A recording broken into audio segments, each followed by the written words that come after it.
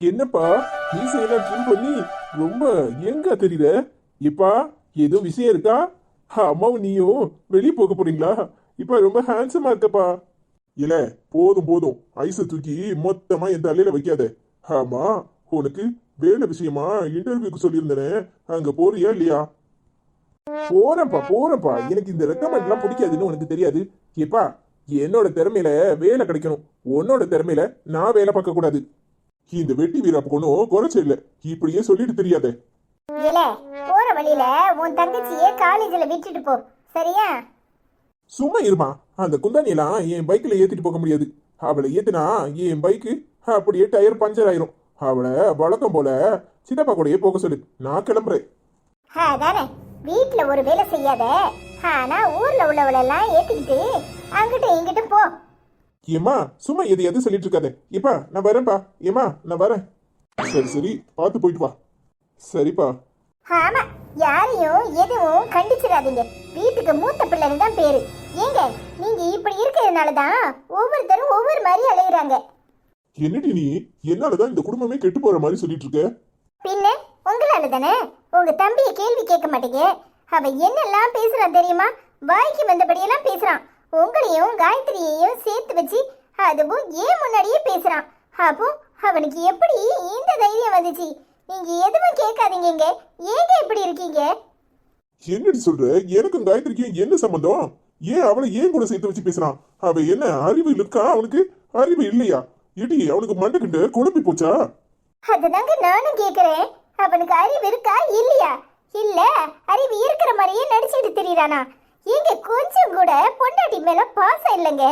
எவ்வளோ சுபாவா அவகிட்ட போய் அவளை கட்டிக்கிறேன்னு சொல்லியிருக்கான். அவனும் இவனை கட்டிக்கிறேன்னு காயத்ரி கிட்ட வந்து பேசிக்கிட்டு இருக்கா. எவ்வளவு தைரியம் இருக்கு! இதை யாரும் தட்டி கேட்க மாட்டீங்களா? நான் போய் தட்டி கேட்டா உன் புருஷன் என் பொண்டாட்டிய வச்சிருக்கான்னு வாய்க்கு சாம சொல்றான். எவ்வளவு திமிர் இருக்கு அவனுக்கு! அறிவு கிட்ட போய் அவனுக்கு இவ்வளவு திமிர் ஏறிட்டா? அவனை அரைஞ்சி பல்ல கலத்தாமையா விட்ட? பாவங்க காயத்ரி, நீங்க எதேச்சியா உங்க பிரச்சனைகளை உங்க கம்பெனியில பத்தி அவகிட்ட பேசுறத இவன் கேட்டிருப்பான் போல. அவ என்ன இவருக்கு பெரிய அட்வைசரா? முதல்ல உங்களை விட அவளைதான் என் அண்ணனுக்கு கட்டுறதா இருந்துச்சு. அதனால என் அண்ணன் அவகிட்ட பல பல காட்டி பேசுறாங்க. என் அண்ணன் மட்டும் இல்ல, இவளுக்கும் அவரை தான் பிடிக்கும், அப்படி இப்படின்னு பேசுறாங்க. என்னடி பேசுறாமே? அவனுக்கு அறிவு இருக்கா அறிவு இல்லையா? எங்க அம்மா காயத்ரிய எனக்கு மனைவியா கட்டி வைக்கணும்னு ஆசைப்பட்டுச்சு. ஆனா எப்ப நீ என்ன விரும்பினியோ நானும் ஒன்னதான் கட்டிக்கணும்னு நினைச்சேன். நீ இந்த வீட்டுக்கு மருமகளா வந்த பிறகு இந்த வீட்டுல அந்த எண்ணம் யாருக்கும் இல்ல. இவனுக்கு மட்டும் எப்படி இந்த சந்தேக புத்தி வருது? ரெண்டு பிள்ளைகளுக்கு அம்மாவனை அவளை போட்டு இப்படி படுத்திக்கிட்டு இருக்கான். இவனுக்கு அறிவு இருக்கா இல்லையா? அதுதாங்க நானும் கேக்குறேன். உங்க தம்பிக்கு அறிவு இருக்கா இல்லையா? ஏன் இப்படி பைத்தியம் மாதிரி பிஹேவ் பண்றாரு? இன்னொரு பொண்ணு கிட்ட எப்படி பேச முடிஞ்சிச்சு? அதுவும் அந்த பொண்ணை ஆஸ்பத்திரியில போய் விசாரிக்க சொல்லியிருக்கான். அவன் இவகிட்ட வந்து உன் புருஷனுக்கு டைவர்ஸ் கொடுக்கறியா? அப்படி கொடுத்தா நான் கல்யாணம் பண்ணிக்கிறேன்னு வந்து கேட்டிருக்கா. எப்படிங்க இருக்கு ஒரு பொண்ணுக்கு? சரி விடு, நான் அவனை பார்த்து பேசுறேன், அவனை கண்டிக்கிறேன். கொஞ்சமாவது அறிவு இருந்தா இப்படி எல்லாம் பண்ணுவானா? அவனுக்கு புத்தி கெட்டு போச்சு. பிசினஸ் பண்ணுங்கிற ஆசை வந்திருக்கு, அதனாலதான் அப்படி பேசுறான். என்னமோ பண்ணுங்க, அவன் திருந்தணும். காயத்ரி கூட சேர்ந்து நிம்மதியா வாழணும். இந்த வீட்ல எல்லாரும் சந்தோஷமா இருக்கணும். அதுதான் என் ஆசை. சரி, காஃபி குடிக்கிறீங்களா? நான் போய் காஃபி எடுத்துட்டு வரேன். இல்ல, எனக்கு கொஞ்சம் வெளியில வேலை இருக்கு, நான் அப்புறமா வந்து குடிச்சுக்கிறேன்.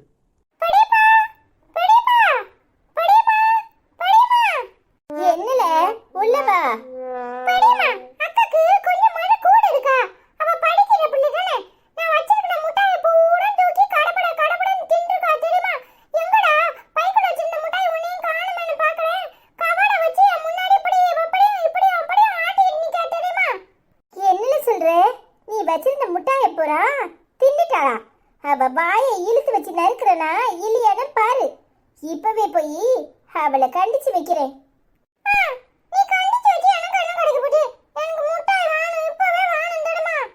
டேய் இங்க வா, நான் வாங்கி தரேன்.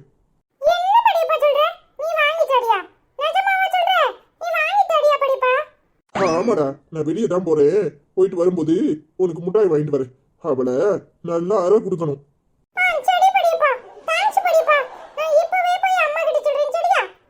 சரிடா. ஏங்க உங்க மாமா பண்ற அரிசத்தியத்தை பார்த்தீங்களா? ரெண்டு பிள்ளைகளையும் கண்டிக்கவே மாட்டேங்கிறீங்க.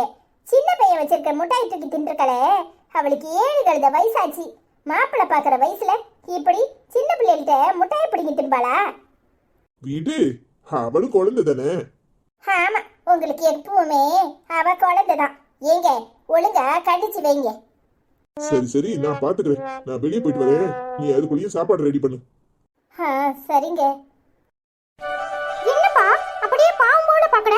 நீ பண்றதெல்லாம் எனக்கு வேடிக்கையா இருக்கு. ஏன்பா அப்படி இருக்க? நீ இன்னொரு கல்யாணம் பண்ணிக்க போடியாமே, அது உண்மையாப்பா? சொல்லுப்பா, நான் ஒன்னதான் கேக்குறேன், அது உண்மையா? யாரு உனக்கு இது சொன்னா? சரி, சொன்னதெல்லாம் சரி, உண்மையதான் சொல்லியிருக்காங்க. உனக்கு புது அம்மா வேண்டாமா? உனக்கு வெக்கமாவே இல்லையாப்பா? ஏன்கிட்ட, அதுவும் உன் பொண்ணுகிட்ட இப்படி சொல்லுட, புது அம்மா வேண்டாமான்னு? ஏன்பா என் அம்மாக்கு என்ன கூட கண்டுபிடிச்ச புது அம்மா வேண்டாமான்னு கேக்குற? அப்போ எங்க அம்மாக்கு புது அப்பா வேணும்னு நான் சொல்லட்டா? சொல்லட்டாப்பா? என்னப்போ முடிக்கிற? பதில் சொல்ல முடியலல, கஷ்டமா இருக்கலாம். அப்பத்தானே எங்க அம்மாக்கு இருக்கும். இங்க பாருப்பா, கடைசியா சொல்றேன், உன் ஆசையை எண்ணத்தை எல்லாத்தையும் மாத்திக்கோ. அப்பதான் நாம எல்லாரும் சேர்ந்து ஒரே குடும்பமா நல்லா இருக்க முடியும்.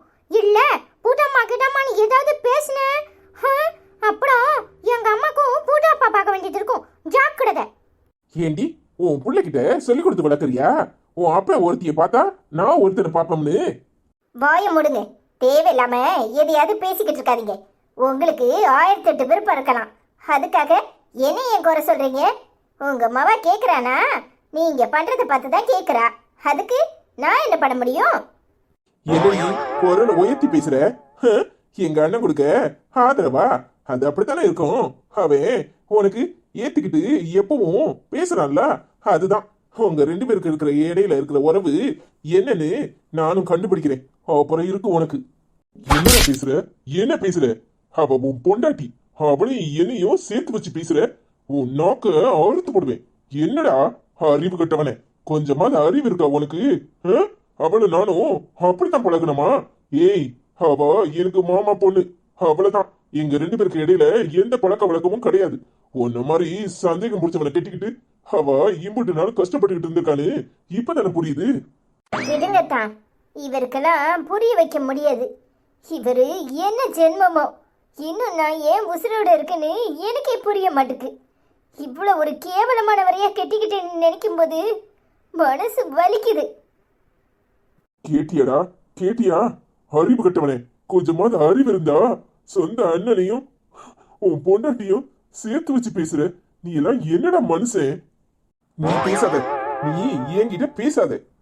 எனக்கு 2 பேரும் சேர்ந்து துரோகம் பண்ணிக்கிட்டு இருக்கீங்க. வாய மூடா, வாய மூடிட்டு மரியாதை எந்திரிச்சு வெளியே போ. அன்னைக்கே உன்னை வீட்டை விட்டு வெளியே போன்னு சொன்னல. உன் இஷ்டத்துக்கு என்ன பண்ணணுமோ பண்ணிக்கோ, எவ்வளவு கட்டணுமோ கட்டிக்கோ. ஆனா இந்த வீட்ல நீ இருக்க கூடாது. இனி ஒரு நிமிஷம் நீ இந்த வீட்ல இருக்கவே கூடாது. என்னடா முழிக்கிற? என்ன முழிக்கிற? யாரடா தப்பா சொல்ற? யார தப்பா சொல்ற? இங்க பாரு, என் மவனை ஏதாவது பேசுன அப்புறம் நான் மனுஷியாவே இருக்க மாட்டேன். எனக்கு மேலா நான் என் பிள்ளைங்களை மதிச்சேன். ஆனா நீ சரியான சாக்கடைங்கிறத நிரூபிச்சிட்ட. என் மருமவளை பத்தி உனக்கு என்னடா தெரியும்? உனக்கு என்ன தெரியும்? இந்த குடும்பத்துக்காக ஒவ்வொரு நாளும் உழைச்சு உழைச்சு கொட்டுறா. எங்க எல்லாரையும் அவ தாங்கி நிக்கிறா. ஆனா நீ என்னமோ பெரிய இவனாட்டம் பேசிக்கிட்டு இருக்க. உனக்கு பிசினஸ் ஆரம்பிச்சு கொடுத்தா அப்படியே எல்லாரும் விட மேல போய் உட்கார்ந்துருவியோ? நினைப்பு தாண்டா பொழப்பு கெடுக்கு. இருக்கத வச்சு வண்டி ஓட்ட தெரியாதவன்லாம் என்னத்துக்கோ ஆசைப்பட்டானா, அந்த கதையா இருக்கு. இனிமே ஒரு நிமிஷம் நீ இந்த வீட்டுல இருக்க கூடாது. வெளியே போன்னு சொன்னேன். உனக்கு என்ன விட உன் மருமகளும் உன் மூத்த மகனும் வசதியா போயிட்டால, அப்ப என்னத்துக்கு என்ன பெத்த? உனக்கு ஏன் மேல பாசம் இல்ல? நான் படுற வேதனை எனக்கு தான் தெரியும். எப்ப நான் இவ்வளவு கீழ்த்தரமானன்னு எனக்கு புரியல. நீயாமா சொல்ற?